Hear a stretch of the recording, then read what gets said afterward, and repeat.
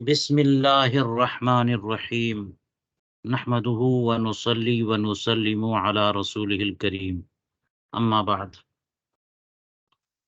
الاشباہ والنظائر کے فن ثانی میں کتاب البیوع کا درس جاری ہے۔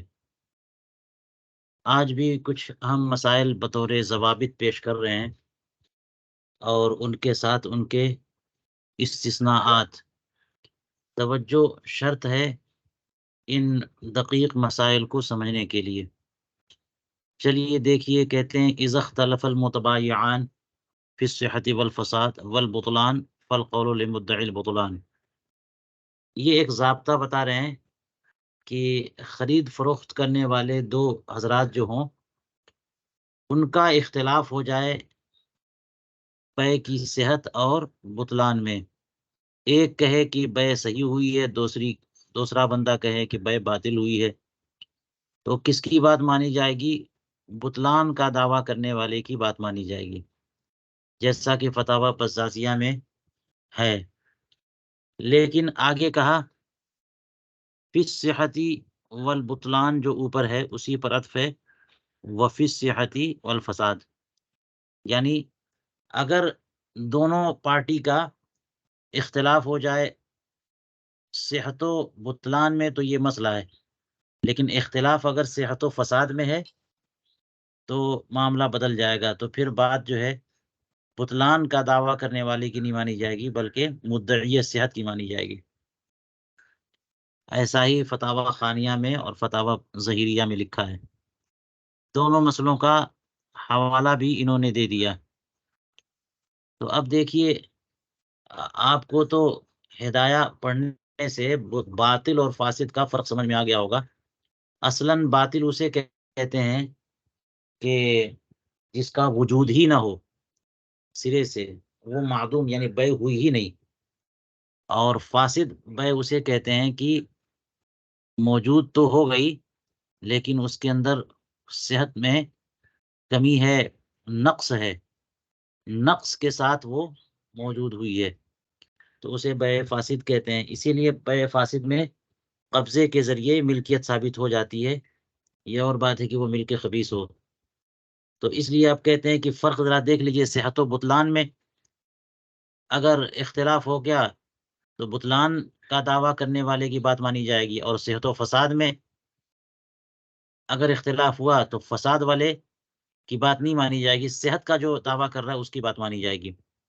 اس کی وجہ کیا ہو سکتی ہے؟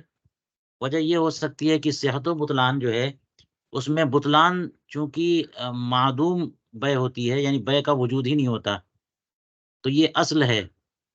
آپ کو میں نے بتایا تھا کہ کسی بھی شے میں عدم اصل ہے، کوئی ایسی چیز ہو جو امر حادث میں، کہ کب کوئی چیز جو ہے موجود ہوتی ہے تو اس سے پہلے وہ موجود نہیں تھی، تو اصل کیا ہے؟ موجود نہ ہونا، حادث نہ ہونا۔ تو جو بطلان کا دعویٰ کر رہا ہے وہ اصل میں اصل کا مدعی ہے، اور جو صحت کا دعویٰ کر رہا ہے وہ خلاف اصل کا مدعی ہے۔ تو مدعی گویا کہ وہ ہو گیا جو صحت کا مدعی ہے، اور جو بطلان کا مدعی ہے وہ مدعی نہیں بلکہ منکر ہو گیا۔ جو اصل کا دعویٰ کرتا ہے وہ منکر ہوتا ہے، اور جو خلاف اصل کا دعویٰ کرتا ہے وہ مدعی ہوتا ہے۔ اور آپ کو پتا ہے کہ بینہ مدعی کی ذمہ داری ہے، منکر کی کوئی ذمہ داری نہیں۔ بہت سارے معاملات میں یہ کہ مدعی اپنا بینہ پیش نہ کر سکے تو منکر کی بات خود ہی ثابت ہو جاتی ہے، کچھ کہنے کی ضرورت بھی نہیں ہے۔ اور بعض معاملات میں یہ ہوتا ہے کہ منکر پر قسم جو ہے نا حلف لینا ضروری ہو جاتا ہے۔ تو یہاں یہ کہہ رہے ہیں کہ اگر اس کا جو کہا انہوں نے کہ مدعی بطلان کی بات مانی جائے گی، یعنی اگر مدعی صحت اپنا بینہ پیش نہ کر سکے تو بات کس کی مانی جائے گی؟ مدعی بطلان کی، کیونکہ بطلان کا دعویٰ کرنے والا گویا یہ کہہ رہا ہے، گویا اصل پر وہ قائم ہے کہ بے کا وجود ہوا ہی نہیں تھا۔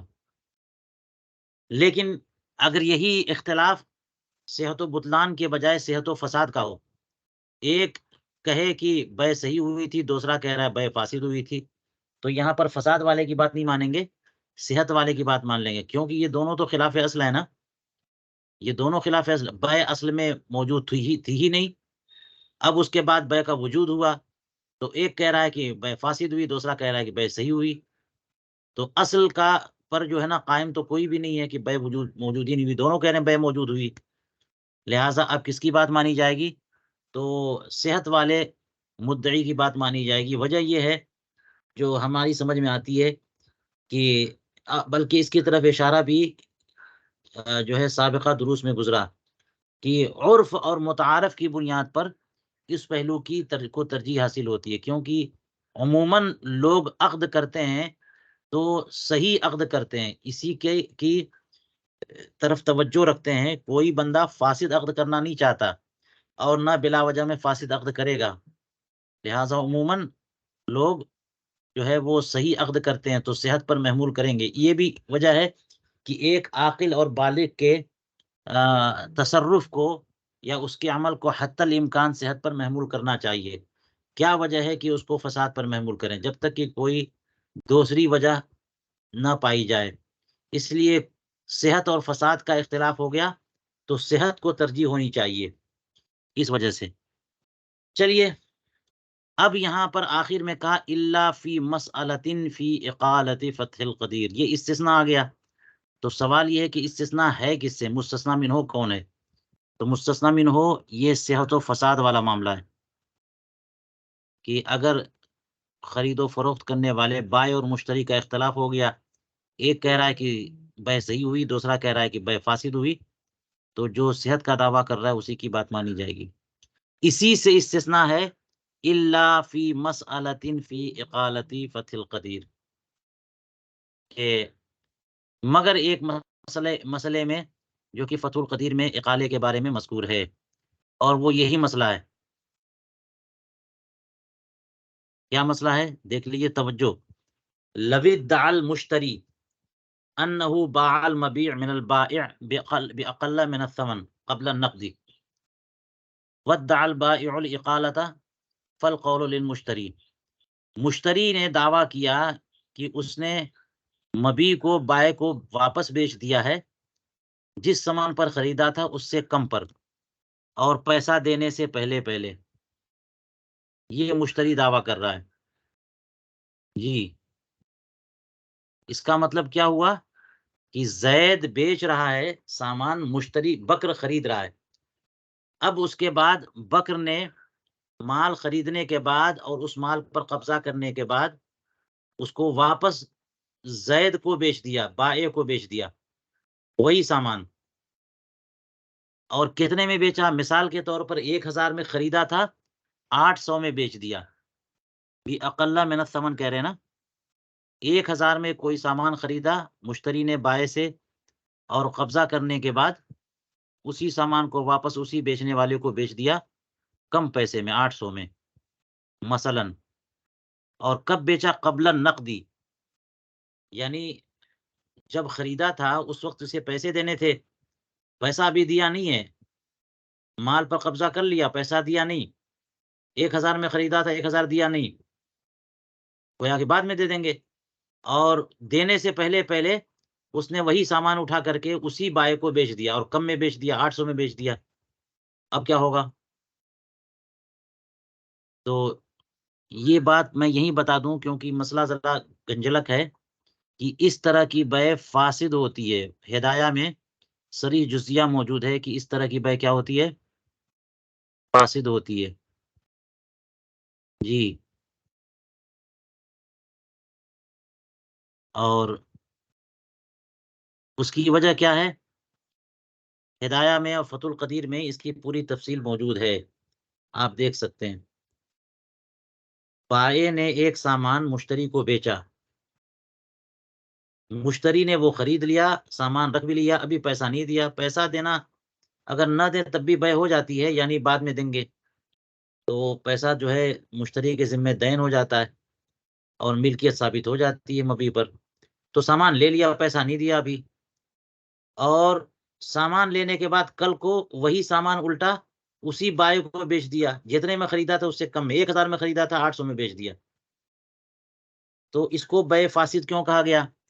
ایک بات اس کو سمجھنے کے لیے پہلے نوٹ کریں ذہن میں کہ انہوں نے کہا قبل النقدی، نقد سے پہلے، یعنی نقد کے بعد اگر بیچے گا تو یہ بیع فاسد نہیں ہوگی، ہو جائے گی، مشتری نے وہی سامان خریدا تھا 1000 میں، سامان لے لیا، 1000 پیسے دے دیے، اب اس کو دل نہیں کر رہا رکھنے کا، وہ سامان رکھنے کے کا، تو اس نے اسی بائے سے کہا کہ تم جو ہے میں بیچنا چاہتا ہوں، چلو ٹھیک ہے کوئی بات نہیں، 1000 میں نہیں لو گے 800 میں لے لو، تو 800 میں بیچ دیا، تو وہ مشتری اب وہ لے لے گا اور 800 دے دے گا واپس اس کو، یہ بے صحیح ہو جاتی ہے اگر بعد النقد کہی، کیونکہ مال مشتری کے پاس پہنچ گیا، پیسہ بائے کے پاس پہنچ گیا، معاملہ ختم ہو گیا، اب دونوں ایک دوسرے سے اجنبی ہو گئے، بائے مشتری نہیں رہے، ختم۔ اب کل کو یہ مشتری وہ سامان بیچنا چاہے اور کوئی کسٹمر نہیں مل رہا ہے، اسی کو بیچنا چاہے، 1000 میں خریدا تھا 800 میں بیچنا چاہے، کہ ہر آدمی مالک ہے، جتنے میں چاہے بیچے اپنا مال، تو اس میں کیا خرابی ہے؟ کوئی خرابی نہیں ہے، لیکن یہاں خرابی آتی ہے قبل نقد بیچنے سے، جی، اور یہ بات ثابت ہے حضرت عائشہ ام المومنین صدیقہ رضی اللہ تعالیٰ عنہ کی ایک روایت سے، جو صحاح میں موجود ہے، اور پوری تخریج آپ فتح القدیر میں دیکھ سکتے ہیں، کہ ایک خاتون آ کر کے کہنے لگ گئیں کہ میں نے حضرت زید ابن ارقم سے ایک باندی خریدی ہے، میں نے ان کو بیچی تھی اتنے میں، اور اب انہوں نے مجھے کم میں بیچ دی، تو میں نے واپس لے لی ان سے کم میں، تو اس طرح سے زید ابن ارقم نے بیچ دی تھی، اور اس سے یعنی پہلے خرید لیا تھا اور پھر اس سے کم میں بیچ دیا، اس سے اس کا فائدہ بھی ہو جاتا ہے۔ تو یہ جب بات انہوں نے بتائی حضرت ام المومنین عائشہ صدیقہ رضی اللہ تعالیٰ عنہ کو، تو ناراض ہوئی اور کہنے لگی کہ کہہ دو زید ابن ارقم سے تم نے کتنی بری چیز خریدی، تم نے کتنی بری چیز بیچی، اور ان سے کہہ دو کہ جو ہے وہ اگر توبہ کیے بغیر انتقال ہو گیا تو تم رسول کریم علیہ السلام کے طریقے پر موت نہیں ہوگی، یہ حج جو ہے نا وہ بھی باطل ہو جائے گا، وغیرہ وغیرہ، اس طرح سے سخت الفاظ استعمال کیے، جی۔ تو وہی حدیث پاک جو ہے وہی دلیل ہے حنفیہ کی اس معاملے میں، کہ قبل نقد اگر سامان خریدنے کے بعد جتنے پہ خریدا تھا اس سے کم میں اگر بیچ دے گا، تو اس کا حاصل یہ ہوگا کہ بیچنے والا جو ہے وہ فائدہ اٹھا رہا ہے پیسے سے، بیچنے والا پیسے سے فائدہ اٹھا رہا ہے، گویا کہ دین ہو گیا۔ یہ مثال پہلے یہ دقیق مسئلہ ہے، یہ مثال سمجھ لیجئے کہ 1000 میں بیچا بائع نے، اور مشتری نے خریدا، اب یہ واپس بیچ رہا ہے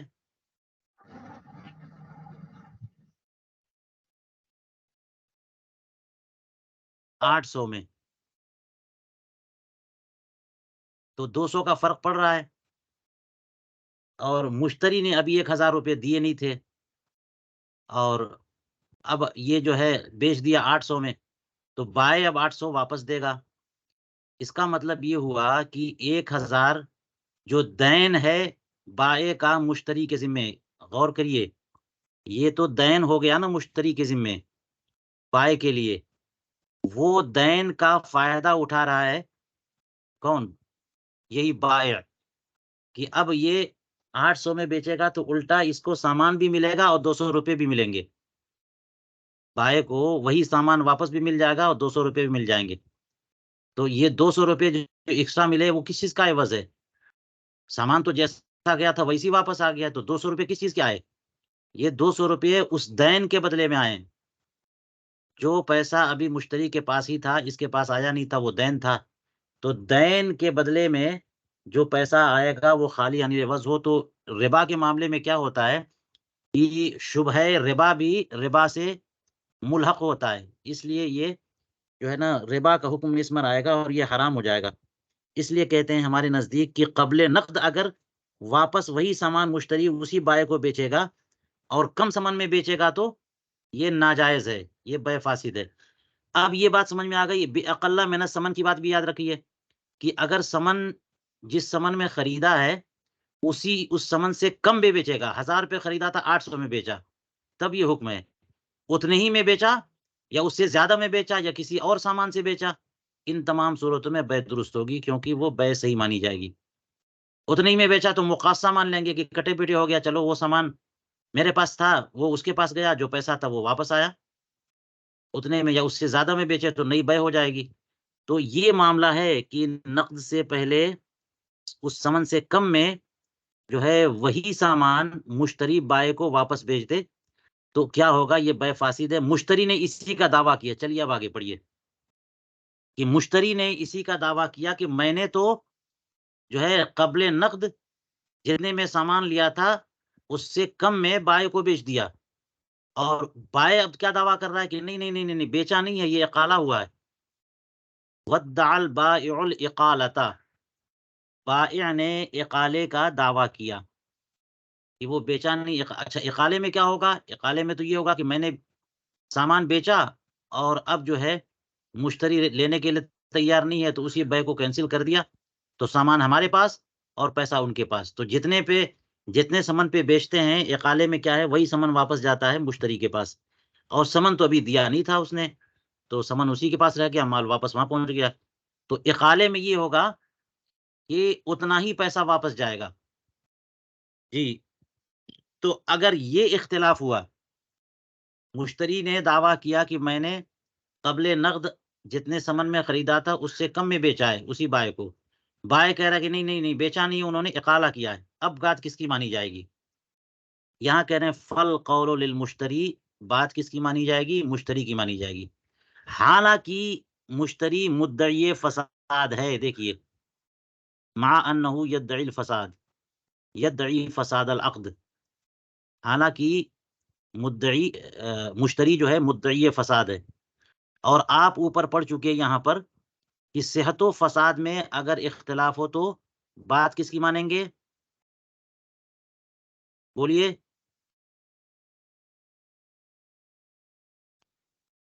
مدعی صحت کی۔ اب استثناء سمجھ میں آیا کہ یہ استثناء کیسے ہے؟ اقالے کے مسئلے میں استثناء کی، جب اختلاف دو پارٹی میں صحت و فساد کا ہو تو بات مانیں گے مدعی صحت کی، مگر یہ ایک اقالے کا مسئلہ ہے کہ اس میں اس مسئلے میں بات مانی جا رہی ہے مشتری کی، حالانکہ مشتری تو مدعی فساد ہے۔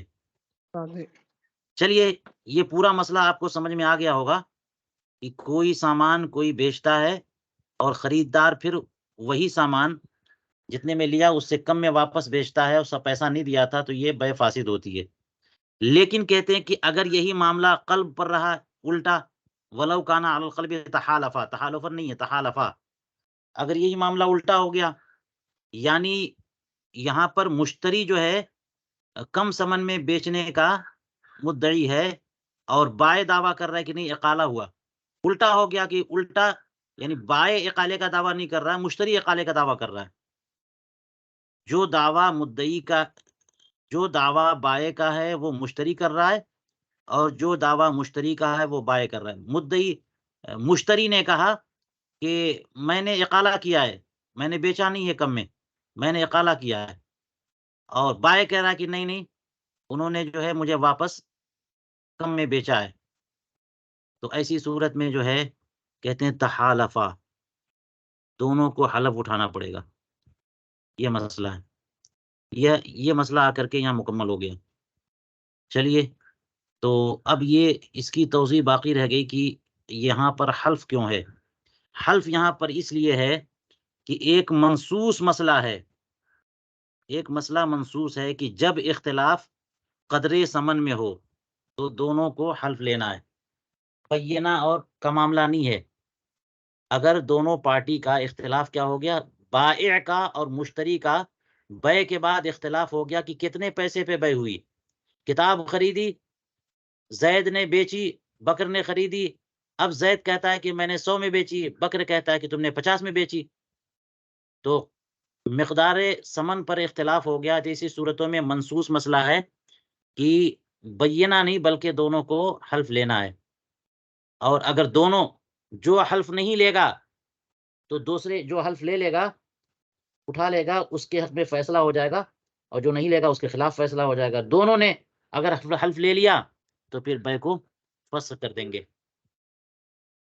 تو یہاں پر یہی صورت ہے کہ یہ اختلاف فی الثمن ہے جی. لیکن ایک بات یہاں پر یہ بھی یاد رکھیے کہ یہ جو میں نے دیکھا حموی وغیرہ میں مثال پیش کی ہے، وہاں پہ قبل نقد والا مسئلہ وہاں نہیں ہے، بعد نقد والا مسئلہ ہے کہ مشتری دعویٰ کر رہا ہے کہ میں نے سامان واپس بیچا. وہی 1000 والی صورت لے لیجیے. 1000 میں بائی نے کتاب بیچی مشتری کو، تو مشتری دعویٰ کر رہا ہے کہ ہم نے کتاب واپس دے دی اقالے کے طور پہ، تو ہمیں 1000 ملنا چاہیے، 1000 میں خریدی تھی ہم نے. اور بائی دعویٰ کر رہا ہے کہ نہیں نہیں، مشتری نے اقالہ نہیں کیا بلکہ مشتری نے 800 میں بیچا ہے، تو میں تو 800 دوں گا اس کو، 200 میرے پاس رہے گا وہ.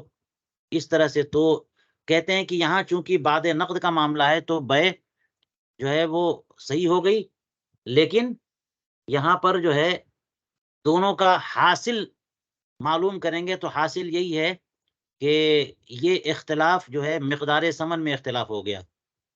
مشتری گویا یہ کہہ رہا ہے کہ جو ہے وہ 1000 مجھے واپس کرے گا بائے، اور بائے یہ کہہ رہا ہے کہ نہیں میں 800 واپس کروں گا. تو 800 اور 1000 کا اختلاف ہو گیا. تو مقدار ثمن میں جب اختلاف ہوگا تو حلف لینا ہے. چلیے یہ مسئلہ ہو گیا. اگلا مسئلہ دیکھیے، وَإِذَا سَمَّى شَيْئًا وَأَشَارَ إِلَى خِلَافِ جِنسِهِ.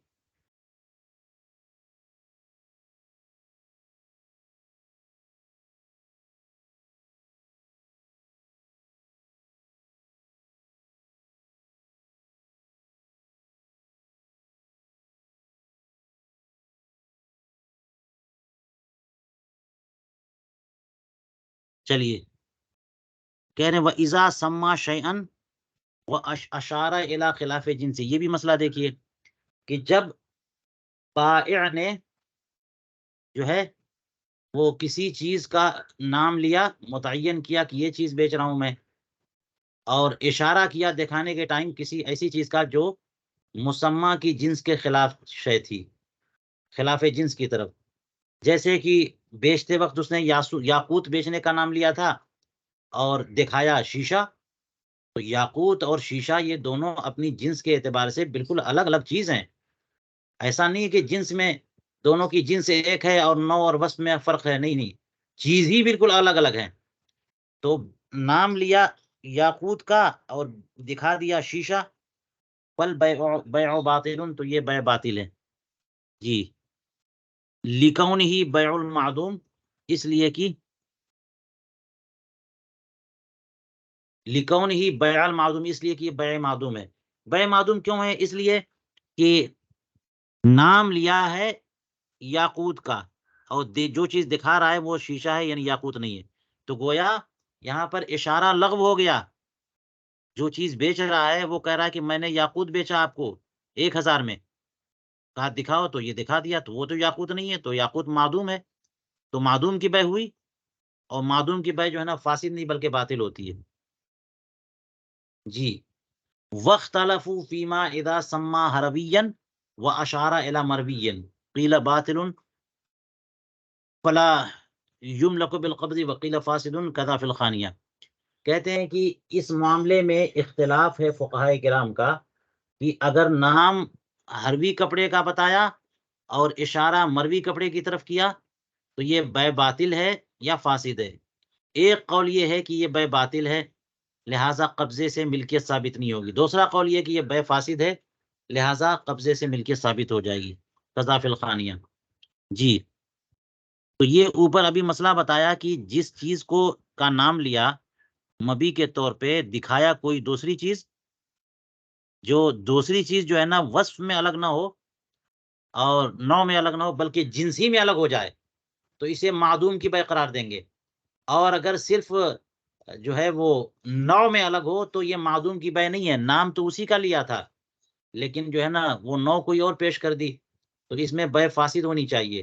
اسی طرح وصف بھی کچھ اور بتایا تھا اور نکلا کچھ اور، تو اس میں بھی جو ہے مسئلہ ہوتا ہے کہ اسے اختیار ملنا چاہیے کہ تم نے جو ہے وہ یہ کہہ کر کے دیا تھا، وہ وصف تو نکلا نہیں، تو اس لیے لے گا تو پورے میں لے گا، نہیں تو واپس کرنے کا اختیار ہوگا مشتری کو. تو یہ معاملہ ہے۔ اب اس مسئلے میں آپ کو چونکہ پتا ہے کہ کپڑے جو ہیں یہ ہروی اور مروی، تو کیا اس کو یہ مانا جائے کہ دونوں کی جنس ایک ہے اور وہ جنس ثوب ہے؟ یہی ہوتا ہے عام طور پہ جانوروں میں، چیزوں میں، کھانے میں، غلے میں اور ساری چیزوں میں ایک جنس ہے، اس کے تحت جو ہے نا وہ مختلف انواع ہیں۔ لیکن کپڑے میں جو ہے الگ الگ کپڑوں کی کو الگ الگ جنس مانتے ہیں۔ آپ دیکھیے فقہ کی کتابوں میں جزیات ملیں گے آپ کو، ہروی اور مروی یہ کپڑے کی جنس سے دو الگ الگ نوع ہیں یا کپڑے کی الگ الگ جنس ہیں۔ اگر کپڑے کی الگ الگ جنس مانیں گے تو نام لیا ہروی اور دکھا دیا مروی، تو یہ وہی والا مسئلہ ہوگا نا، اگر نام لیا یاقوت اور دکھا دیا شیشہ تو معدوم کی بے ہو گئی۔ تو یہاں بھی نام لیا ہروی، دکھایا مروی کپڑا، تو جو بیچ رہا ہے وہ ہے تو نہیں، یہ تو معدوم کی بے ہوئی، اور معدوم کی بے کیا ہوتی ہے؟ باطل ہوتی ہے، اس لیے کہا قیل باطل۔ لیکن اگر یہ جو ہے وہ جنس الگ الگ نہیں ہے بلکہ دونوں کی جنس ایک ہے، وہ ہے ثوب، اور ان دونوں کی نوع الگ الگ ہے، ایک ہروی کپڑا غورات کا بنا ہوا، ایک مرو کا بنا ہوا، الگ الگ کوالٹی ہوتی ہے، تو نوع الگ الگ ہے، تو بے جو ہے نا یہ باطل نہیں ہوگی بلکہ یہ بے فاسد ہوگی۔ اچھا، جس صورت میں بے باطل ہوگی تو اس کا تو وجود ہی نہیں ہوا ہے، تو قبضے سے ملکیت ثابت کیسے ہوگی؟ اسی لیے کہا فلا یملک بالقبض۔ لیکن بے فاسد میں آپ پڑھ چکے کہ بے جب فاسد ہوتی ہے تو یوں ہی ملکیت جو ہے مشتری کی ثابت نہیں ہو جاتی۔ اگر بائع مبیع کو مشتری کے قبضے میں دے دے تو جب مشتری کا قبضہ ہو جائے گا تو بے مبیع پر ملکیت ثابت ہو جاتی ہے، اگرچہ وہ ملکیت خبیثہ ہو لیکن مالک ہو جاتا ہے۔ تو اگر بے فاسد ہے تو قبضے سے ملکیت ثابت ہوگی، باطل ہے تو قبضے سے بھی ملکیت ثابت نہیں ہوگی۔ چلیے یہ ہو گیا۔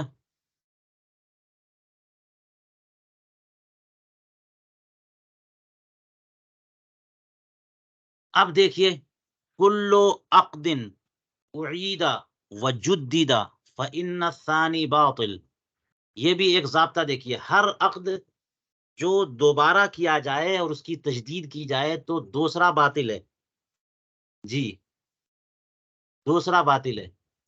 یعنی ایک عقد جو ایجاب و قبول دونوں پر مشتمل ہوتا ہے ہو چکا، اور پھر وہی عقد دوبارہ ہو رہا ہے، تو پہلا والا عقد مانیں گے کہ دوسرا والا مانیں گے؟ پہلا والا مانیں گے، وہ تو عقد ہو چکا نا۔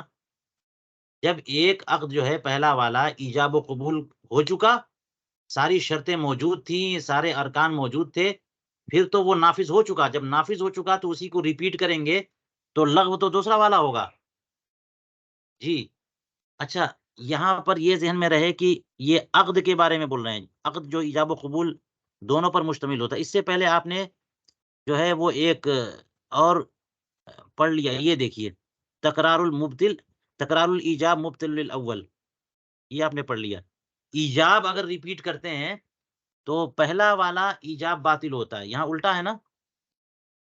اگر ایک بار ایجاب کیا کہ میں نے یہ سامان 100 میں بیچا، پھر دوبارہ ایجاب کیا کہ میں نے یہ سامان 200 میں بیچا، تو پہلا والا کینسل ہو گیا اور دوسرا والا جو ہے نا وہ نافذ اور ایکٹیو ہوگا، اور جب قبول کرنے والا قبول کرے گا تو دوسرے والے ایجاب کو قبول کرنے والا مانا جائے گا۔ تو دوسرا والا ایجاب جو ہے پہلے والی ایجاب کو باطل کر دیتا ہے۔ یہ صرف ایجاب ہو تب، ابھی صرف اس نے یہ کہا کہ میں نے اتنے میں بیچا، قبول والے کرنے والے نے کچھ قبول نہیں کیا، لیکن اگر ایجاب و قبول دونوں پا لیے گئے، یہ بات اس کی ہے، اس میں معاملہ الٹا ہو گیا۔ یہاں پہلا باطل نہیں ہو رہا ہے، دوسرا باطل ہو رہا ہے۔ جب ایک عقد ایسے ہی ہو گیا کہ جیسے کہ لڑکی کی شادی کر دی ایک لڑکے سے، ایجاب و قبول سب ہو چکا، اب اسی لڑکی کی شادی دوسرے سے کریں گے تو دوسرا تو باطل ہوگا۔ تو یہاں معاملہ دوسرے سے نہیں ہے، یہاں معاملہ اسی سے ہے۔ دیکھیے ون نکاح بعد النکاح کذالک آ رہا ہے۔ چلیے اس کے فروع دیکھیے، پس صلح بعد الصلح باطل، لہذا صلح کے بعد صلح کرنا یہ باطل ہے، کما فی جامع الفصولین، جیسا کہ جامع الفصولین میں ہے۔ تو یعنی کوئی خصومت تھی مال کے معاملے میں، زمین کے معاملے میں، زید مدعی، زید قابض ہے زمین پر، اور بکر جو ہے مدعی ہے کہ یہ تمہاری نہیں میری ہے، زید کہہ رہا میری ہے۔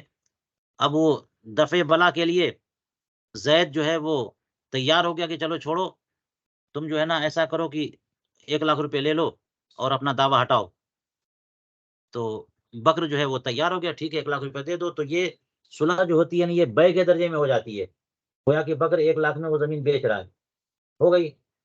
تو جب زید اور بکر نے 1 لاکھ پہ زمین کے تعلق سے صلح کر لی، پھر اب دوبارہ یہ دونوں صلح کریں کہ چلو ہم اور تم صلح کر لیتے ہیں 50,000 پہ یا 1.5 لاکھ پہ، تو یہ دوسری والی صلح باطل ہوگی، دوسری والی صلح باطل ہوگی، یہ کہہ رہے ہیں.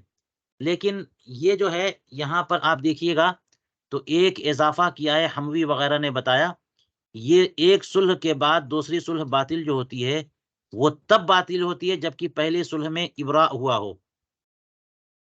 آپ دیکھیے گا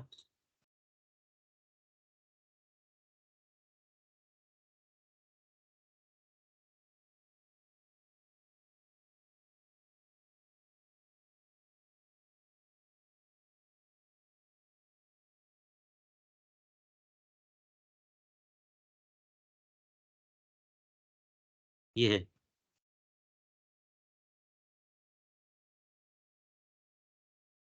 یہ یعنی اذا کان الصلح علی سبیل الاسقاط، یعنی پہلی صلح جو ہے وہ اسقاط کے طور پہ ہوئی تب ہے یہ. یعنی زید نے بکر سے صلح کی زمین کے بارے میں کہ چلو جو ہے نا وہ نہیں، بکر نے یا کسی بھی دین کے تعلق سے صلح ہو گئی، اور صلح کیسے ہوئی کہ چلو میں نے دین کو پورا ساقط کر دیا، چھوڑو.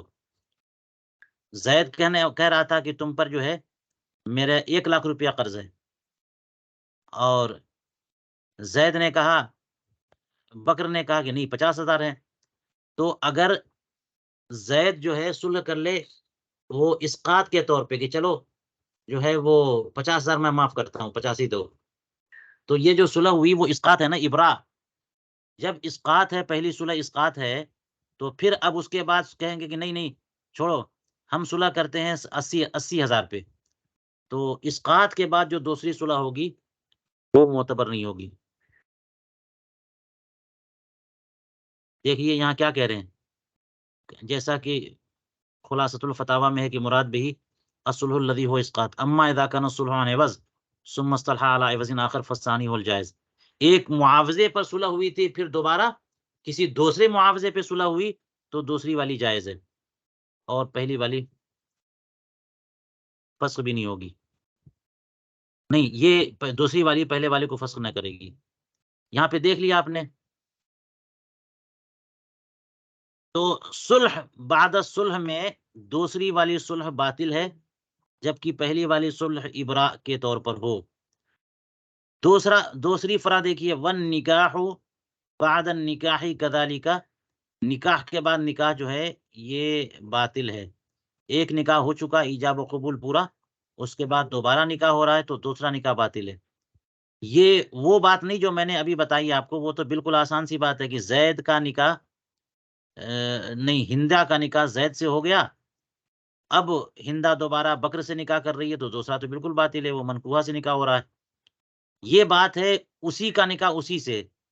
ہندا نے زید سے نکاح کیا اور دوبارہ پھر ہندا جو ہے زید سے نکاح کر رہی ہے، تو یہ دوسرا نکاح باطل ہے. کیا مطلب؟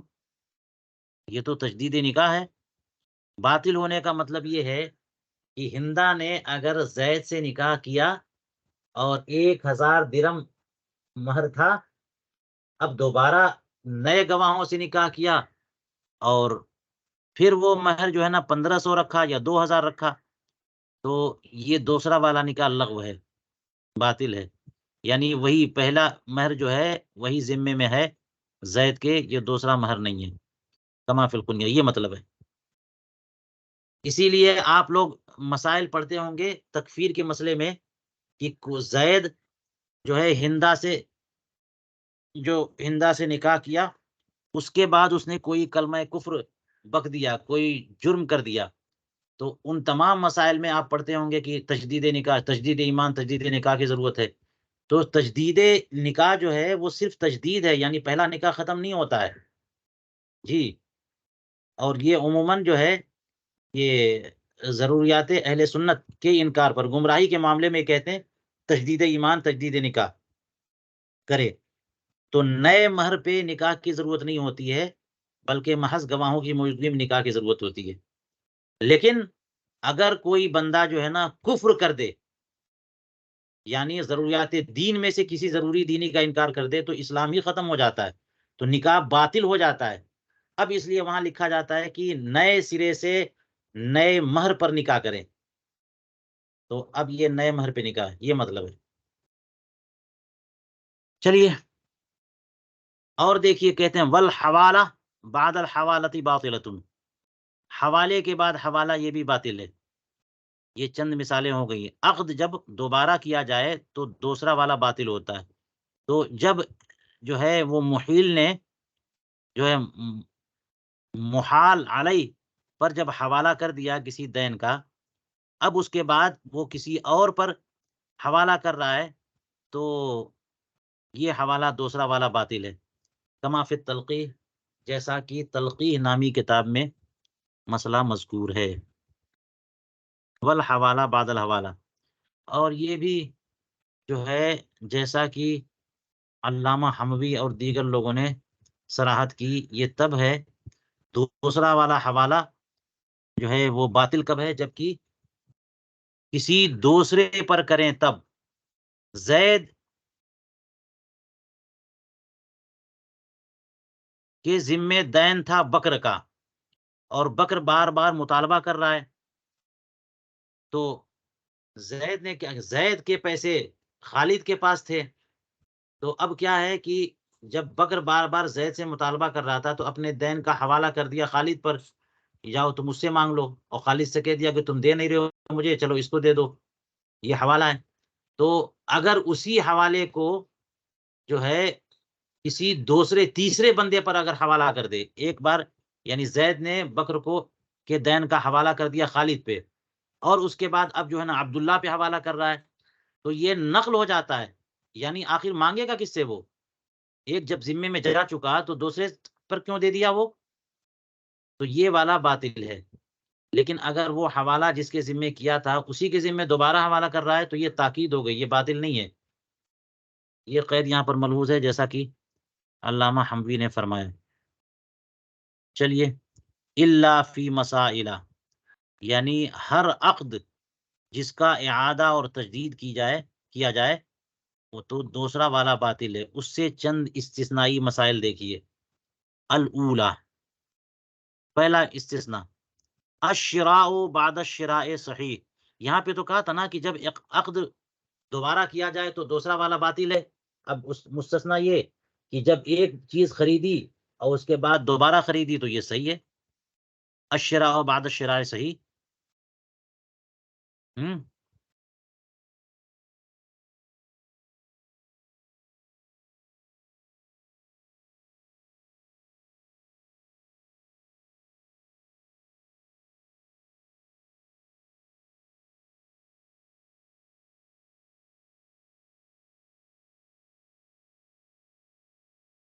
کوئی سامان مشتری جو ہے نا بائع سے خرید رہا ہے، 100 میں دے دو، لے لیا، چلو 200 میں دے دو، تو کہتے ہیں کہ ایک بے کے بعد دوسری بے کرے گا تو یہ دوسری بے بھی صحیح ہے۔ جامع الفصولین میں اس مسئلے کو مطلقاً بیان کیا، حالانکہ یہ مطلق نہیں ہے کہ کسی طرح کی بھی کسی طور پر بھی جو ہے نا خریدی ہوئی چیز کو دوبارہ خریدیں گے تو صحیح ہے، نہیں، بلکہ اس میں ایک قید ہے جس کا ذکر قنیہ میں ہے۔ وہ کیا قید ہے؟ بِأَن يَكُونَ الثَّانِي أَكْثَرَ ثَمَنًا مِنَ الْأَوَّلِ، اس طور پر کہ دوبارہ جب اسے خریدا ہے تو اس کا ثمن پہلے والی بے کے ثمن سے زائد ہو یا کم ہو، یا دوبارہ اسے کسی اور جنس کے بدلے میں خریدا، تو ایک نئی بے ہو جائے گی۔ ایک بار بے ہو چکی اور پھر دوبارہ اسی کو خرید رہا ہے، 100 میں خریدا تھا تو 50 میں خرید رہا ہے اسی کو، یا 200 میں خریدا، یا پھر کسی اور چیز سے پہلے پیسے سے خریدا تھا اب سامان سے خریدا، تو یہ بالکل صحیح ہو جائے گی۔ جی، اور اگر جو ہے وہ اتنے ہی سامان پہ خریدے تو اس کا کوئی مطلب نہیں ہوتا، کوئی حاصل نہیں ہے، اس لیے دوسری والی جو ہے نا وہ صحیح نہیں ہے۔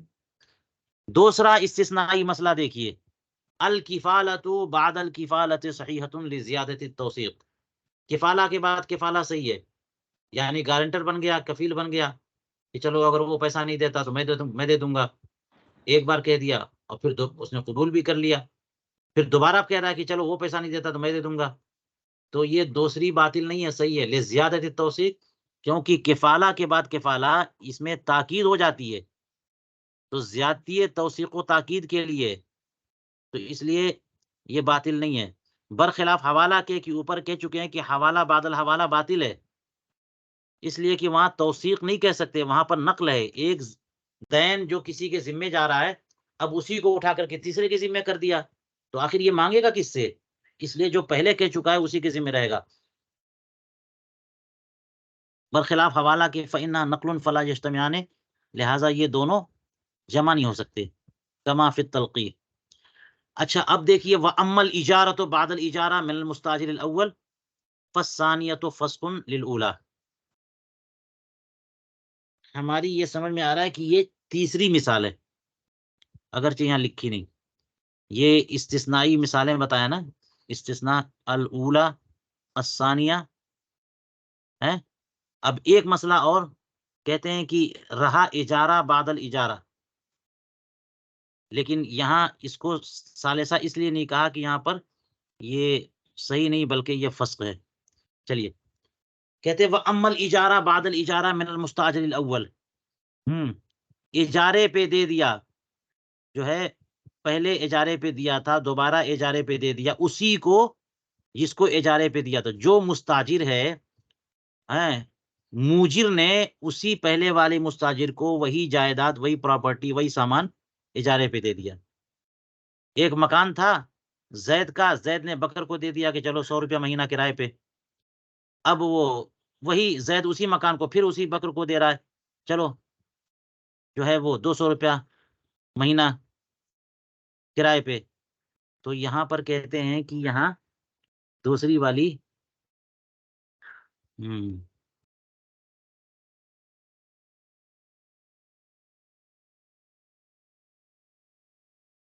فَالثَّانِيَةُ فَسْخٌ لِلْأُولَىٰ، تو جو دوسرا والا عقد ہوا ہے اجارے کا، یہ پہلے والے کے لیے فسخ ہے، ہاں اسی لیے میں نے اس کو ثالثہ کہا کہ تیسری مثال یہ، اس کا مطلب یہ ہوا کہ دوسرا والا اجارہ صحیح ہے، تبھی تو اس نے پہلے والے کو فسخ کیا، لہذا موجر ایک سامان مستاجر کو ایک قیمت پر دے اور پھر وہی سامان اسی مستاجر کو دوسری قیمت پر دے، تو اس کا حاصل یہ ہوا کہ دوسرا اجارہ صحیح ہے اور دوسرے نے پہلے والے اجارے کو فسخ کر دیا، کما فی البزازیہ، جیسا کہ بزازیہ میں۔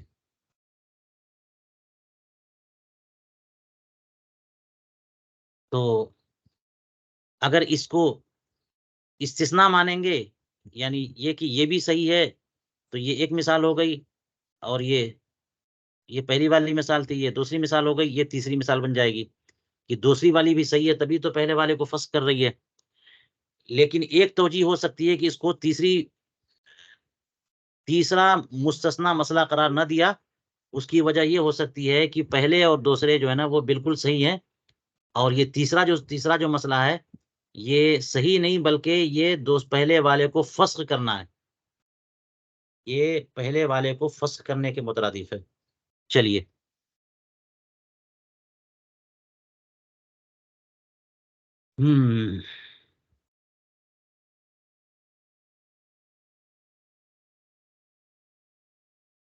چلیے ایک مسئلہ اور پڑھیے استثناء کے ساتھ، فرماتے ہیں التخلیۃ تسلیم، تخلیہ تسلیم ہے، تخلیہ تسلیم ہے، اس کا مطلب کیا ہوا کہ سامان آپ نے جو ہے وہ مشتری کے پاس رکھ دیا اور وہاں سے ہٹ گئے، مشتری اور سامان دونوں کو تخلیے میں دے دیا، جاؤ تم جانو تمہارا کام جانے، تو تخلیہ بھی تسلیم ہے، یعنی بائع کوئی سامان بیچے تو مشتری کے حوالے کرنا بائع کی ذمہ داری ہے نا، کہ مبی کو مشتری کے حوالے کر دے، یعنی اس پر قبضہ دلا دے، تسلیم کر دے، تسلیم مبی جو ہے بائع کی ذمہ داری اور تسلیم ثمن مشتری کی ذمہ داری، تو اب یہ تسلیم مبی جو ہے اس کا کیا مطلب ہے؟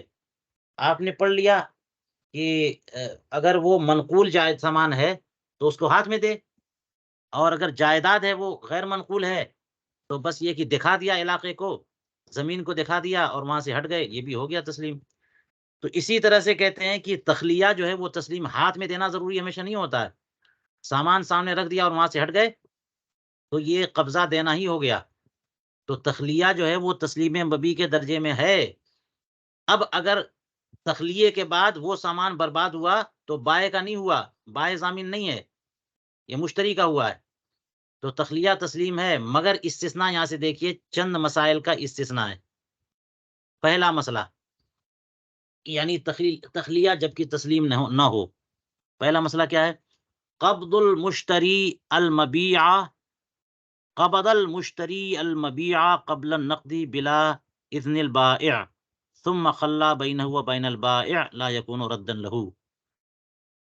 یہ کہہ رہے ہیں کہ مشتری نے مبی پر قبضہ کیا نقد ثمن سے پہلے، لیکن بلا اذن البائع، بائع نے اجازت نہیں دی تھی۔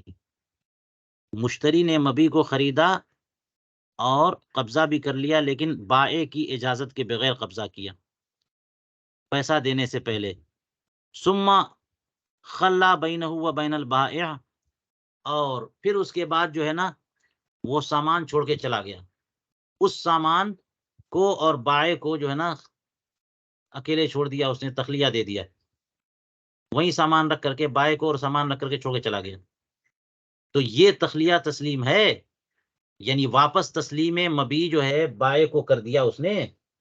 کہتے ہیں نہیں، لا یکون ردا لہ، یہ بیع رد نہیں ہے، نہیں، یہ تخلیہ جو ہے وہ رد نہیں ہے، لا یکون ردا لہ، اس بیع کو رد کرنا نہ ہوا۔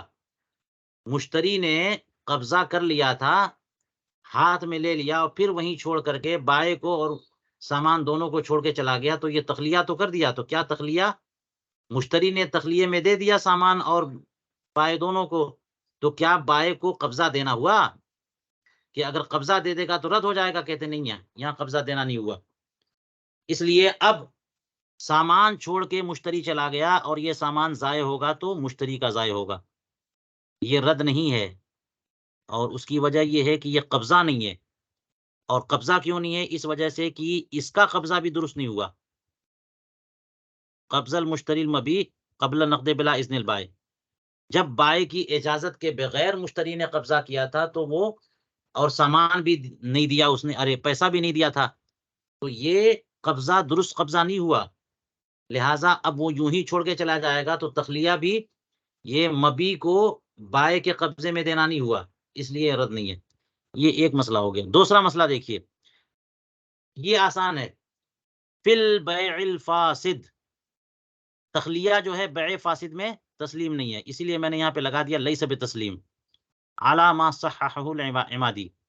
تو فصول عمادی میں یہ مسئلہ لکھا ہوا ہے کہ بیع فاسد میں تخلیہ یہ تسلیم نہیں۔ آپ نے پڑھ لیا نا کہ بیع فاسد جو ہوتی ہے اس میں بیع کا وجود ہو جاتا ہے لیکن اس میں فساد اور خرابی ہوتی ہے، اس لیے محض ایجاب و قبول سے مبی پر مشتری کی ملکیت ثابت نہیں ہوگی۔ ہاں، بائع اگر اپنے ہاتھوں سے اور اپنی اجازت سے ملکیت میں یعنی قبضے میں مشتری کے سامان دے دے تو پھر جو ہے نا اس سامان پر مشتری کی ملک ثابت ہو جاتی ہے، جی، تو یہ قبضہ میں دینے سے۔ لیکن بیع فاسد میں صرف جو ہے تخلیے سے قبضہ ثابت نہیں ہوگا، ہاتھ میں قبضہ دینے، باقاعدہ طور پہ ہاتھ میں قبضہ دینے سے قبضہ ثابت ہوگا۔ لیکن وہ قاضی خان نے اسے صحیح قرار دیا کہ انہا تسلیم، بیع فاسد میں بھی تخلیہ جو ہے وہ تسلیم ہے، لہٰذا بائع نے بیع فاسد کیا اور مشتری کو اور سامان کو چھوڑ کے چلا گیا تو یہ بھی تسلیم ہے۔ گویا کہ یہاں دو قول ہے، ایک یہ ہے کہ فصول عمادی میں تخلیہ کو قبضہ دینا نہ مانا گیا اور قاضی خان نے اسے قبضہ دینا مانا، تو اس لیے یہ استثناء جو ہے وہ قاضی خان کے مسئلے کے مطابق نہیں ہے، بلکہ ثانی جو استثناء ہے وہ فصول عمادی کے بیان کے مطابق ہے۔ الثالثہ، تیسرا مستثنیٰ مسئلہ فی الہبۃ الفاسدتی اتفاقاً، جیسے بیع فاسد میں تخلیہ قبضہ دینا نہیں ہے، اسی طرح ہبہ فاسدہ میں بھی تخلیہ یہ قبضہ دینا نہیں ہے۔ یہاں تو اتفاق ہے، یہاں تو اختلاف بھی تھا نا، فصول عمادی میں کچھ لکھا ہے، فتاوی قاضی خان نے کسی اور مسئلے کو صحیح قرار دیا، لیکن ہبہ فاسدہ میں اتفاق ہے، کوئی اختلاف نہیں۔ چوتھا استثنائی مسئلہ، فی الہبۃ الجائزہ، ہبۃ الفاسدہ میں تخلیہ تو بالاتفاق قبضہ دینا نہیں ہے، لیکن جو جائز ہبہ ہے اس میں کہتے ہیں کہ ایک روایت کے مطابق تخلیہ جو ہے وہ تسلیم نہیں ہے، قبضہ دینا نہیں ہے، بلکہ باقاعدہ اس سامان کو، مال موہوب کو موہوب لہو کے قبضے میں دینا ہوگا، تو قبضہ ہوگا، تب ملکیت ثابت ہوگی اور تب ہبہ تام ہوگا۔ جی، لیکن یہ اتفاقی نہیں، متفق علیہ نہیں ہے، فی روایتن، تو ایک ہی روایت کے مطابق یہ چوتھی مثال مستثنا مثال قرار پائے گی۔ چلیے یہیں آج درس کو روکتے ہیں۔